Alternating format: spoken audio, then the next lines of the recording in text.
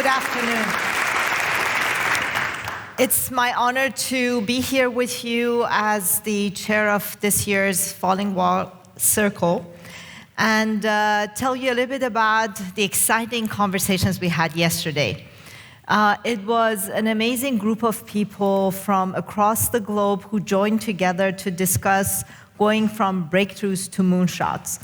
And I have to tell you, we have a diverse group of people with diverse set of opinions. And I work at, I'm the CEO of XPRIZE Foundation, where we actually think about making the impossible possible and doing moonshots and bringing the world together to solve grand challenges. So moonshots to me are not usually something we debate a lot, but at our conference, we started by actually discussing whether moonshots are an appropriate way of thinking about solving problems and how they can really push us in looking at solutions that go beyond just incremental improvements to radical changes and the impacts of that on society.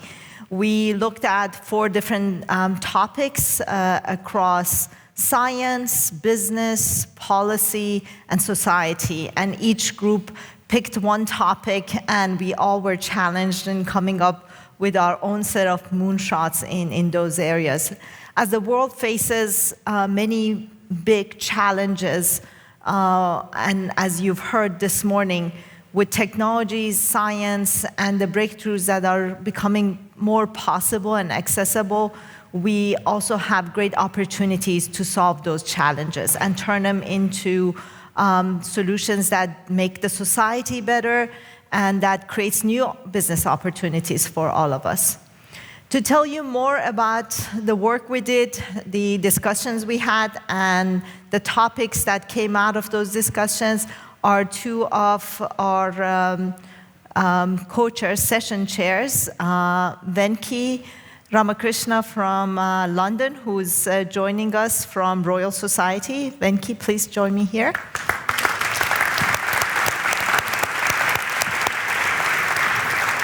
And Nelson Torto from the African Academy of Science.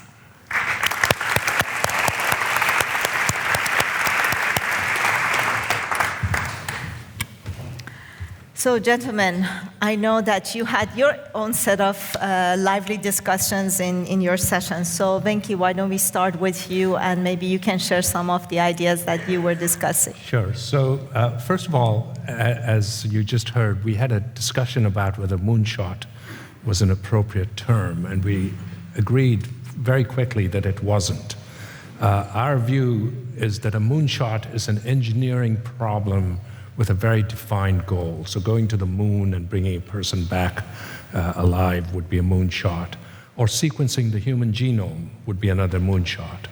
But other things are more complex. The war on cancer is a very difficult problem, but it would not be considered a moonshot. It's a series of incremental progress that eventually results in a completely different state. So the moonshot we had, or let's not call it a moonshot, but the goal we had is eliminating the burdens of old age. And so let me tell you about it. Ever since we're about 6 or 7 years old, we know we're going to die. It's a kind of shocking realization, and we're in denial ever since after that, until we're just about to die. And not even then, actually, doctors will tell you, even terminally ill people don't admit that they're going to die. And our lifespan is about 120 years and hasn't changed over the centuries. What has changed is life expectancy, which means more of us are going to live closer to our natural lifespan. And in fact, in Britain and probably most developed countries, about 1/3 of the people born today are going to live to be 100, okay? Now, you could think of that as a terrific success story because life expectancy has doubled in the last century. So it's an amazing success story. But with success, it has brought some serious problems. The first thing is population has leveled off in most developed countries, and it's going to level off probably worldwide. The only real exception right now is Africa, where the trends are still, in terms of growth. And what this means is, if population is leveling off, but more of us are living longer, it means the fraction of society that consists of old people is increasing, okay? And so a larger and larger fraction of society is spent in old age. In fact, a larger fraction of our own lives are spent in old age. So what this means is that we will have to face a large fraction of our life facing things like physical infirmity, disease, and possible segregation from the rest of society. And this is a real problem for many reasons. First of all, we're losing the huge human potential of these people who are alive and could be productive, could be interactive, could be leading meaningful lives. And there's also the increased economic burden on society. So what we want is to help people lead meaningful and productive lives for as much of their life as possible. Say, 90% of people are healthy and productive, past age 90. That would be a sort of figure if you want to put on it. What do people need to be productive and lead meaningful lives? Well, first of all, they need mobility. They need to be able to get around. Second is, they need to be able to communicate. Whether they're at home or at work or interacting with people, they need to be able to communicate. A third thing is they need to have flexible work hours. It's not fair to ask an 85 or 90-year-old to put in a 50-hour week, okay? And so people need to be able to contribute in very flexible ways. And along with that, we need a society where old people are well integrated into society and not segregated into nursing homes or retirement communities and so on. Studies show that when old people and young people interact, it benefits both generations, both mentally and in terms of health. So what's required in order to make this, and above all, I forgot the most important thing, which is they need physical and especially mental health. And that's one of the toughest of all of the problems that I've mentioned. So it's going to require a multi-pronged approach. It's going to require design of gadgets, even things like furnitures, but beyond that, homes, communities, and entire cities that make it possible to lead independent, lives which are productive. And that also requires major infrastructure changes. Not least is transport infrastructure. And finally, when it comes to health, we need to understand diseases like Alzheimer's, for which there's no current cure. We need to understand cancer because it increasingly affects people at old age. We need to understand cardiovascular diseases, which also occur more often when you're older, and things like stroke, etc. And so this problem is going to take everything from fundamental biology and biomedical research to social science, to engineering, to civil engineering, to planning, and it'll also require technology, including artificial intelligence. But the result is that we will have a better society, not just for those of us who are aging, but actually for all of society will benefit from the kind of work that's being done. Thank you. Thank you.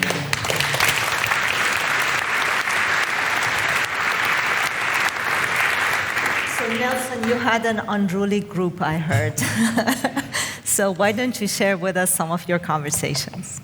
Yeah, I think as my partner here has already said, I think issues relating to society are very complex, isn't it? So we were, dealing with the issue relating to science and society, and one of the key questions is, to whom does the science belong to, so to speak? But once you start to bring issues of society, I think you begin to understand that society is very complex, and society is made up of individuals, human beings. And because of the fact that it's made up of individual human beings, I think we begin to want to understand what is a human being, in a way. And we know that as human beings, we exist in a space of language. So we are languaging beings. It's through language that we are able to communicate. It's through language that we are able to share different things. And so one of the key aspects at the beginning of the conversation with my rowdy team was the issue of communication. The scientists are not talking to society. The society is not talking to the scientists. I didn't ask them whether the scientists belong to society or not. But sometimes there seem to be distinctions which are not really distinctions in terms of who we are. But we know at the end of the day that we are human beings. And of course, one of the things that came up in the discussion was the issue of the internet. That the internet, in as much as it gives a lot of information which might really contaminate the thinking process of individuals, but there's a presence of pictures. And we know that human beings are teleological. So when there's a picture there, it has got immense impact on the individual. And that also is bound to affect people in a different way. So, our topic was really to try and see how can society share in the success of the groundbreaking science that scientists actually come up with. And we've been able to see earlier on a good example, the individual brilliance of a polymer chemist. They came up with plastics. And for the individuals, I think they saw an array of red plastics, green plastics. You can choose whatever plastics you can choose. But look at what has happened now. We saw the pictures earlier on. I mean, the earth is contaminated. There's plastic everywhere. There are nanofibers of plastic everywhere. Simply because of the fact that I think there was no convergence in terms of interest between the scientists and the society. Because if society was fully aware of the impact of the plastic, we would not be coming up with these laws now where we are saying we are banning plastic or we are doing this and that. Simply because of the fact that we would have been in control of the situation. So those were some of the issues that were brought up. I mean, the issues of GMOs as well, the issues of genetically modified mosquitoes, the issue of HIV/AIDS. I think in South Africa that was a big deal. When HIV was killing a lot of people in South Africa, there was no acceptance. So this science was not linked to anything that was acceptable to society. So in a way, there were all these discussions that came up in the team. And clearly, one of the key issues was that you cannot really have an algorithm that can actually be able to predict the behavior of an individual. So because of that, it's very hard to actually come up with certain rules that you can say, because of X, Y, and Z, we can get society to respond in a certain way. So, generally, I think what was agreed was the fact that we need to look at all components. We need to look at all components that really can begin to be part of our daily life in the sense that maybe a football game is, or some other things where people actually are very much interested and they would want to actually be involved in that. And so our moonshot, was basically to have Olympics for science. That are as popular as the ordinary Olympics, but with maybe 3 times the people who watch on TV, where they're not actually driven by the commercial aspect, but they're just interested in the science in terms of how it impacts on the society. Thank you, Nelson.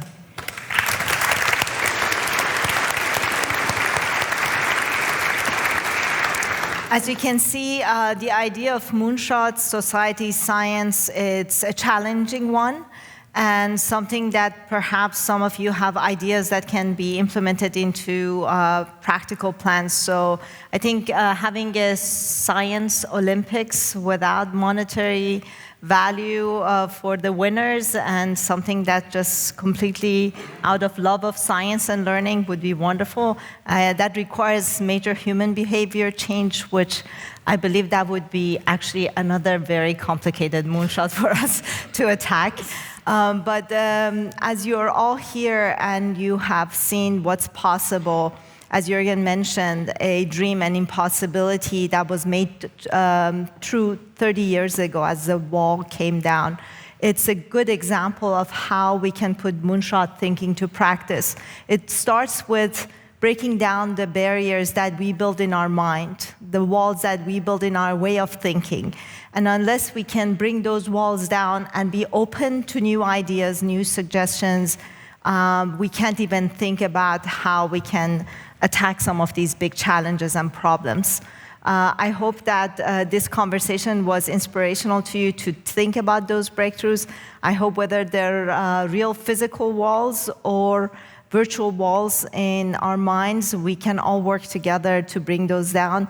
And with tolerance, acceptance, and continuing the conversation, we can attack all these problems with our moonshot thinking. Thank you.